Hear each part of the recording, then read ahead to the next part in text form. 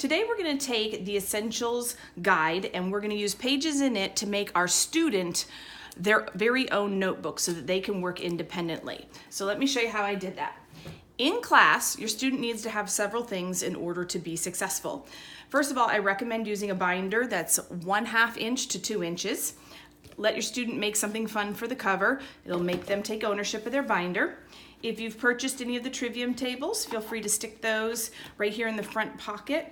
I highly recommend you put their name on them. Another trick is that you want to write in Sharpie the letter that corresponds with each chart so that if your tutor is referencing the letter of the chart, they can find it on that Trivium table.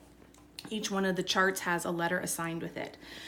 So what your child needs in class is they need to have an analytical task sheet that they can work sentences and examples that are being worked in the classroom. I recommend doing a butterfly spread like this so that they can see all that they're doing. I also highly recommend that they use an ultra fine tip pen. It writes more nicely, nice sentence. And so make sure you have a couple of those, a couple colors, also have a nice little eraser so your student can work in class. Next, you'll need to make a copy of and put in a slipcover the Quid et Quo so the student can work on that in class. Now, some older students like to write smaller, and so there is this page that's been formatted where it's like a butterfly page where both pages are on one page and the Quid et Quo's on the back. That is listed under Nicole Liam on CC Connected. The next thing I recommend is just a blank page in a sheet cover. This allows for math games or any exercises your student might do, and they just need to be able to write on it in class and then erase it. Next up, you're going to take the entire gear section of your EEL guide and you're going to make a copy of it and you're going to put the charts in slip covers.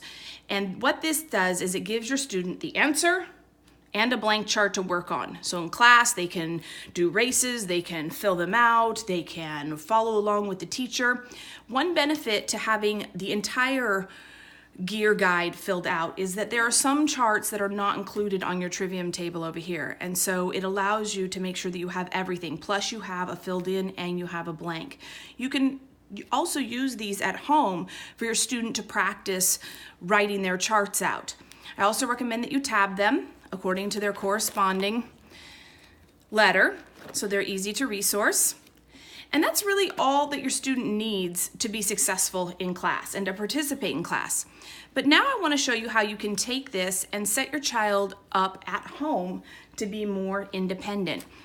So what I did is I took page 435, and these are the weekly practice sentences at a snap. Now, ideally, you dictate these to your student, but I put them in here just in case we have an emergency and we need to just have him work through his sentences.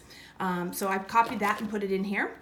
I also copied and put in all of the grammar charts that he needs to be working on and what day they're on. And that's page 397 of your guide. And then I just put a piece of paper and I tabbed it week 1. And under week 1, I put the charts that I expect him to fill out. I made a copy of them and I stick them in. So this week I'm expecting him to fill out 2 of his sentence classification charts, and that's how he's going to study those. I have put in here his vocab from IEW, and you can see my other video and blog post about that if you'd like to see how I do that. In the guide, there's the editing exercises weekly. I don't prefer them. I use a different editing exercise, so I've made that copy and put it in here. On the Connected, I also found a little exercise for working the weekly homophones.